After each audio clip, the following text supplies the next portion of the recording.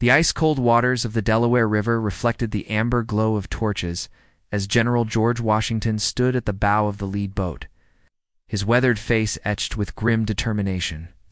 It was December 26, 1776, and the Continental Army had just achieved the impossible at Trenton, capturing nearly 1,000 Hessian soldiers in a surprise dawn attack. But Washington knew that victory would mean nothing if he could not capitalize on this momentum before. British reinforcements arrived. The bitter wind whipped across the frozen landscape as Washington's ragged army huddled in their makeshift camps around Trenton. Many soldiers had bare feet that left bloody prints in the snow, and their uniforms hung in tatters from months of retreat and hardship. The recent victories at Trenton had lifted spirits, but the reality remained harsh. Lord Cornwallis was marching south from New York with 8,000 British troops, determined to crush the Continental Army once and for all. Washington gathered his war council in a commandeered house, the candlelight flickering across the faces of his most trusted officers. General Nathaniel Greene, the Rhode Island Quaker turned warrior, sat beside the fiery Alexander Hamilton, while Colonel John Cadwalader reported on enemy movements.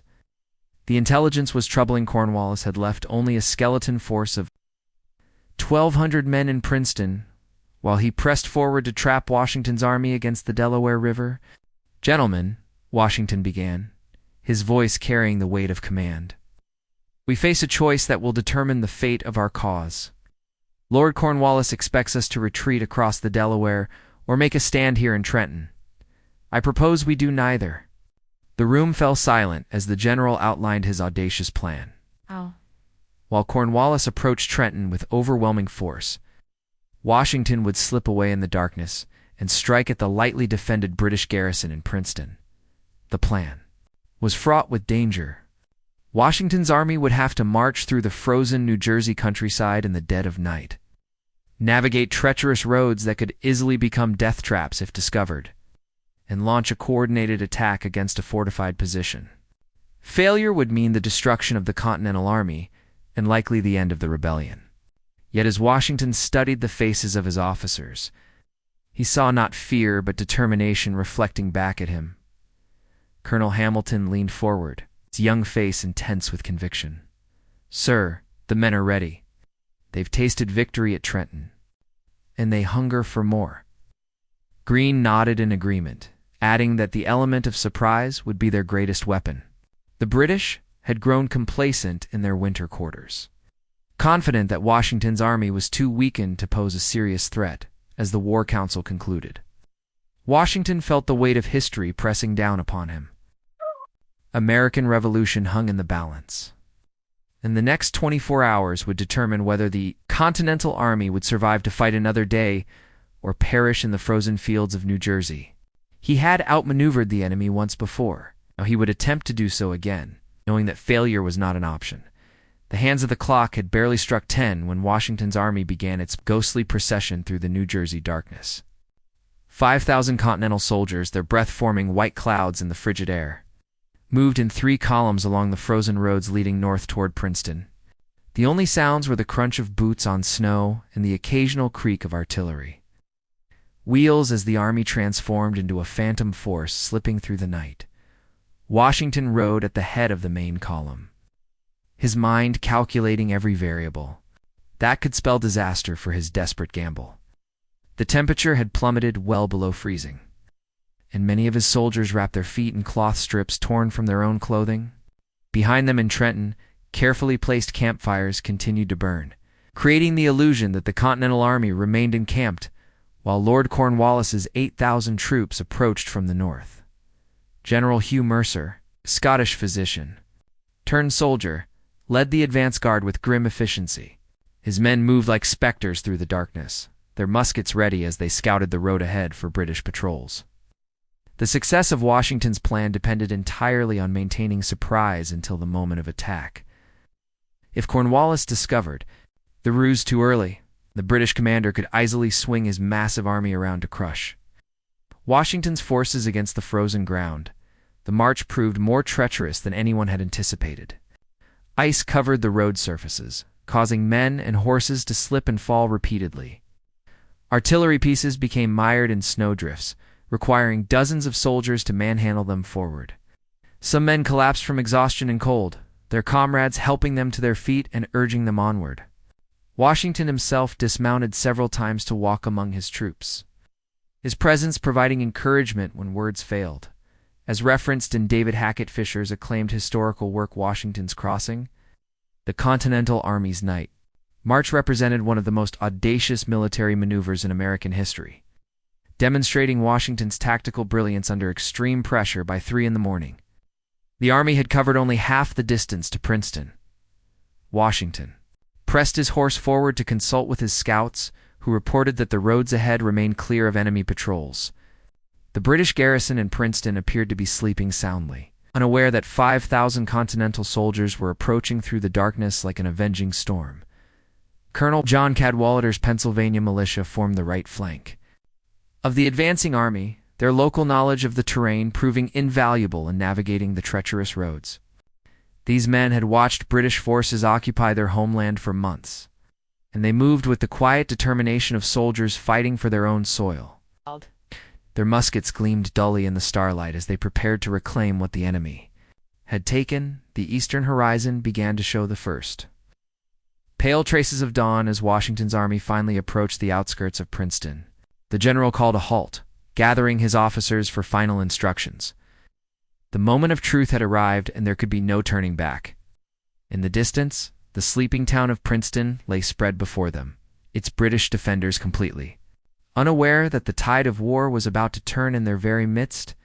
The first rays of January 3rd, 1777, painted the frozen landscape in shades of gold and crimson as Washington's army took position on the hills overlooking Princeton.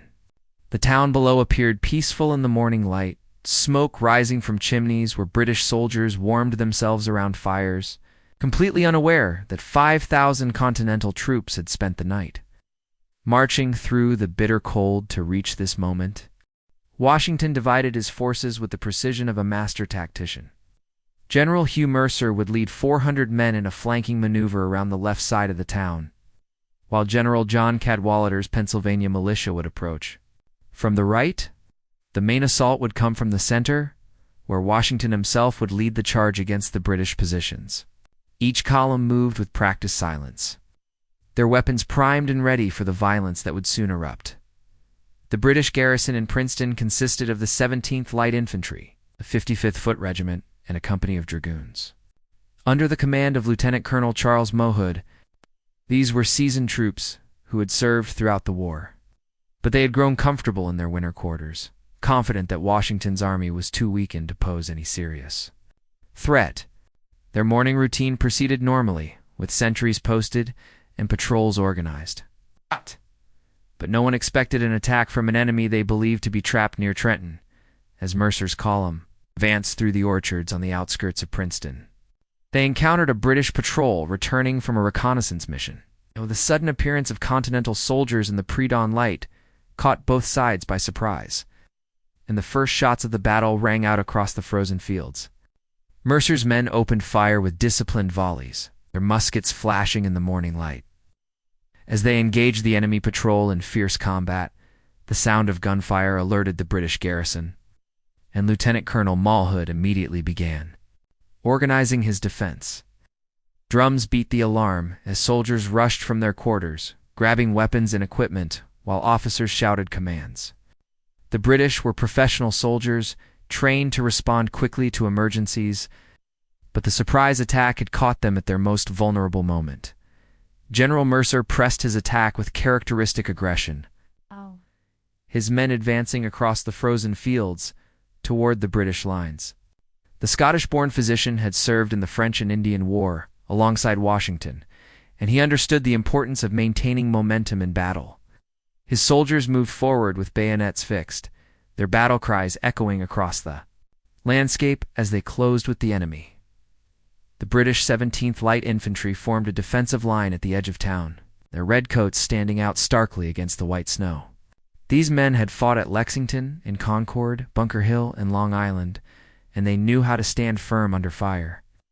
Their officers, swords drawn and voices raised in command, organized volley fire that cut down several advancing Continental soldiers. Washington watched the battle unfold from his position on the hill, his experienced eye taking in every detail of the combat below. He could see that Mercer's attack was meeting fierce resistance, and he knew that the outcome of the battle would depend on his ability to coordinate all three columns into a unified assault. The British were fighting well, but they were outnumbered and caught off guard. If Washington could maintain the pressure and prevent them from organizing a proper defense, victory was within reach. The crack of musket fire echoed across the frozen fields as General Hugh Mercer's men crashed into the British lines with devastating force. The morning air filled with white smoke as both armies unleashed volleys at close range, the acrid smell of gunpowder mixing with the bitter cold. Mercer himself rode at the front of his troops, his sword gleaming in the morning light as he urged his men forward against the British 17th Light Infantry. Lieutenant Colonel Charles Mawhood had managed to organize his defense with remarkable speed, forming his men into a fighting line that stretched across the approaches to Princeton. The British soldiers, their redcoats now stained with powder, smoke, and mud, maintained their discipline under the fierce Continental assault. Their training showed as they executed precise volley fire, each rank stepping forward to discharge their muskets before falling back to reload. The battle reached its climax when Mercer's horse was shot from under him, throwing the general to the ground among the swirling combat. British soldiers surrounded him with bayonets fixed, and despite his attempts to defend himself with his sword, Mercer fell mortally wounded. The sight of their beloved commander being struck down sent a wave of rage through the Continental ranks, and they redoubled their assault with fierce determination. Washington saw the crisis developing on his left flank and immediately spurred his horse forward, riding directly into the thick of the fighting. His presence on the battlefield electrified the Continental soldiers, who had watched their commander lead from the front throughout the war. Alexander Hamilton, serving as Washington's aide-de-camp, followed closely behind, his young face set with determination as he prepared to deliver orders under fire. The British dragoons, mounted on their war horses, attempted to exploit the gap created by Mercer's fall. These cavalry soldiers charged forward with sabers drawn, their horses thundering across the frozen ground as they sought to break the Continental line. But Washington's men held firm, their muskets cutting down horses and riders alike in a display of marksmanship that stunned the British commanders. Captain Alexander Hamilton quickly organized a battery of artillery that had been brought forward during the night march. The young officer directed the cannon fire with precision, sending grape shot tearing through the British ranks at close range. The sound of the artillery was deafening, and the effect on enemy morale was immediate. British soldiers who had stood firm against musket fire began to waver under the devastating impact of the cannon. General John Cadwalader's Pennsylvania militia, attacking from the right flank, finally broke through the British defensive line. These local men fought with the fury of soldiers defending their homeland, their knowledge of the terrain allowing them to outmaneuver the enemy positions. Their assault coincided perfectly with Washington's frontal attack, creating a coordinated blow that the British garrison could not withstand. Lieutenant Colonel Mawhood, seeing his position becoming untenable, ordered a fighting withdrawal toward the Princeton College buildings. His men retreated in good order, maintaining their formation despite the pressure from multiple Continental columns. The British were professional soldiers, and even in defeat they demonstrated the training and discipline that had made them feared. Throughout the war, the battle was reaching its decisive moment, as Washington's three columns converged on the center of Princeton. The British garrison, though fighting courageously, was being overwhelmed by superior numbers and the shock of the surprise attack. The general knew that the next few minutes would determine whether his audacious gamble would result in victory or disaster. The thunder of artillery echoed across Princeton as Captain Hamilton's battery unleashed another devastating volley into the British ranks. The young officer worked his guns with the precision of a master craftsman, each shot carefully aimed. To maximize damage to the enemy formation, smoke billowed across the battlefield as Continental soldiers pressed forward, their bayonets glinting in the morning sun as they prepared for the final assault. Washington rode among his troops with calm authority, his presence alone worth 1,000 reinforcements to the men who had followed him through the darkest days of the war. The general's uniform was stained with powder, smoke, and mud. His face blackened from the close combat, but his eyes burned with the fire of impending victory. He could see that the British line was beginning to crack under the relentless pressure of his coordinated attack. Lieutenant Colonel Mohud's position had become desperate. His men were being assaulted from 3 directions simultaneously, and the surprise attack had prevented him from organizing an effective defense. The British commander made the difficult decision to conduct a fighting withdrawal toward Nassau Hall, the main building of the College of New Jersey, where his remaining forces might make a final stand. The retreat began in good order, with British soldiers maintaining their formation despite the chaos surrounding them. These were veteran troops who had served throughout the American campaign, and they understood the importance of discipline, even in defeat. Their officers, swords drawn and voices raised in command, organized covering fire that allowed the main body to fall back toward the college buildings. Continental soldiers surged forward as they sensed victory within their grasp. The Pennsylvania militia, led by General Cadwalader, pressed their attack with renewed vigor, their battle cries echoing across the frozen fields. These men had watched British forces occupy their homeland for months, and they fought with the fury of soldiers reclaiming their own soil from foreign invaders. The British dragoons made one final desperate charge, hoping to buy time for their infantry to reach the safety of Nassau Hall.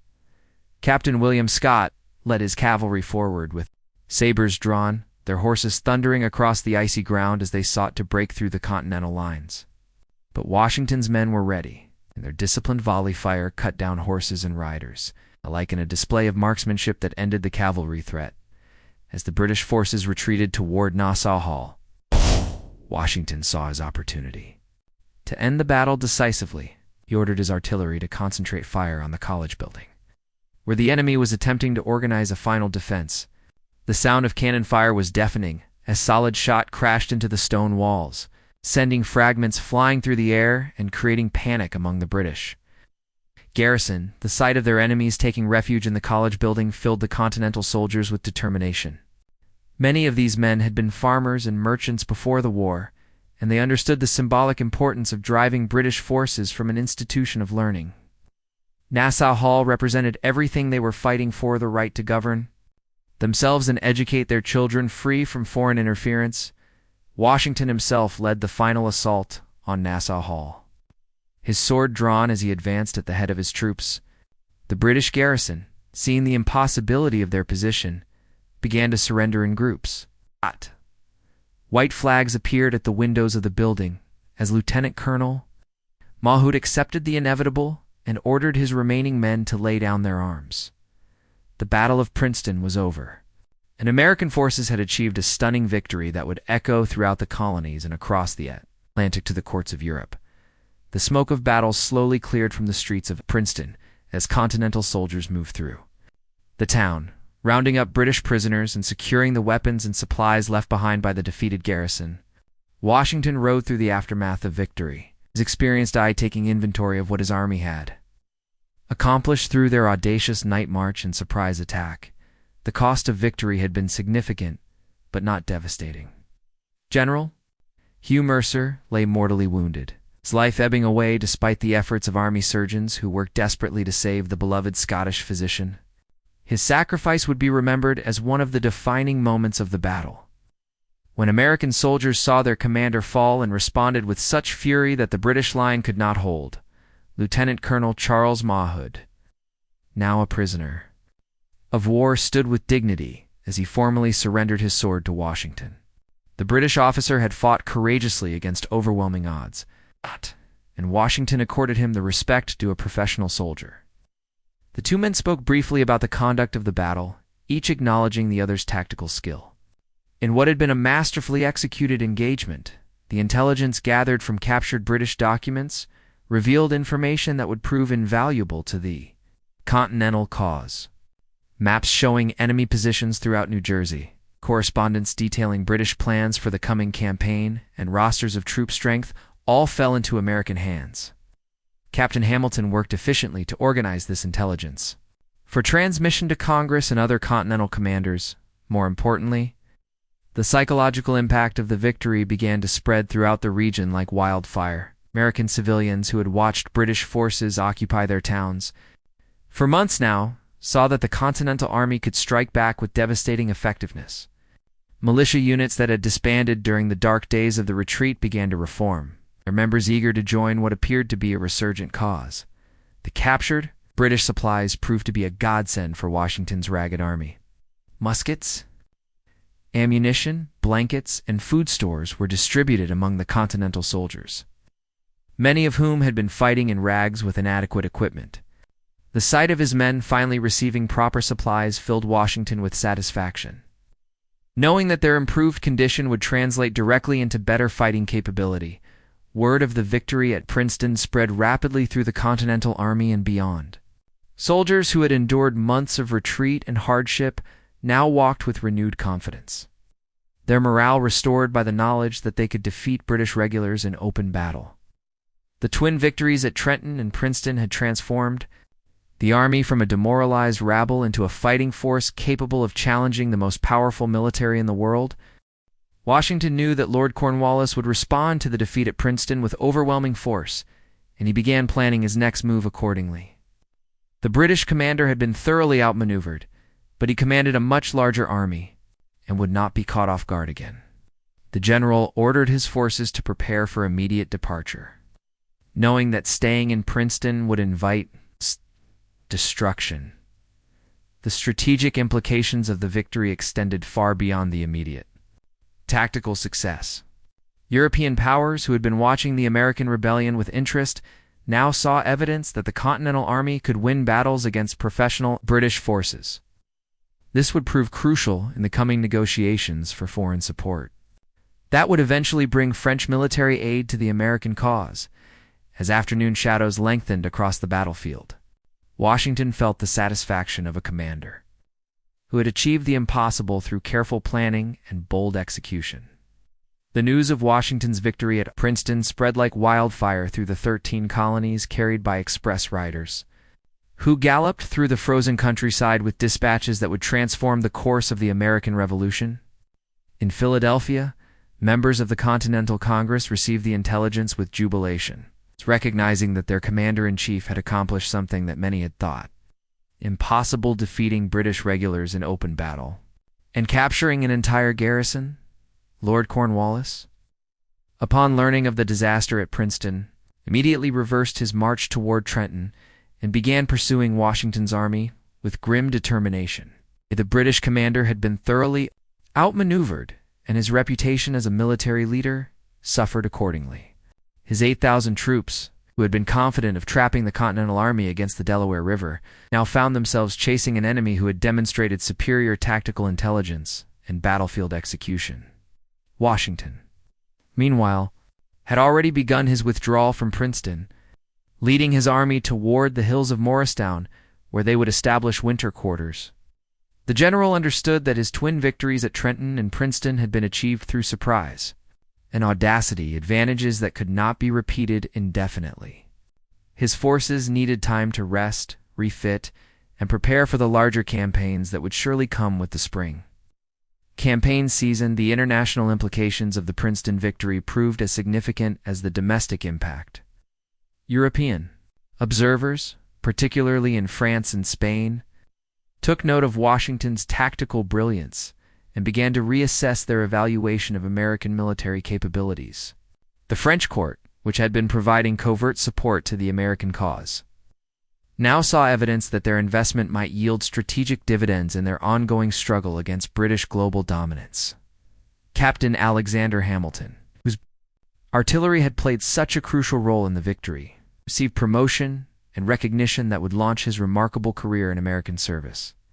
The young officer had demonstrated not only technical competence, but also the kind of battlefield leadership that Washington valued most highly. His performance at Princeton marked the beginning of a relationship that would shape both men's futures and the destiny of the emerging nation. The British response to the defeat revealed the psychological impact of Washington's victory. General William Howe, commander of British forces in North America, was forced to abandon his plan for winter quarters and consolidate his forces around New York City. The comfortable assumption that American forces posed no serious threat during the winter months had been shattered by Washington's audacious night march and surprise attack. American militia units throughout New Jersey began to emerge from hiding, encouraged by the evidence that British forces could be defeated and driven from their communities. These local fighters, who knew every road and path in their home counties, began harassing British patrols and supply lines with increasing boldness. The occupation of New Jersey, which had seemed secured just days before, now became a dangerous assignment for British soldiers. The victory at Princeton demonstrated Washington's evolution as a military commander, from the uncertain leader who had suffered defeats around New York City to the confident tactician who could outmaneuver professional British officers. His willingness to take calculated risks, combined with his ability to inspire his men to extraordinary efforts, had proven decisive in achieving success against overwhelming odds. As 1777 began, the American Revolution had been transformed from a seemingly hopeless rebellion into a viable war for independence. Washington's brilliant maneuvering at Princeton not only secured immediate tactical victory, but it also restored American morale, impressed European observers, and forced the British to reconsider their strategy for suppressing the colonial revolt. The general who had crossed the Delaware in desperation had emerged as a commander worthy of leading a nation toward independence, and the frozen fields of Princeton had witnessed the birth of American military excellence that would echo through the centuries to come.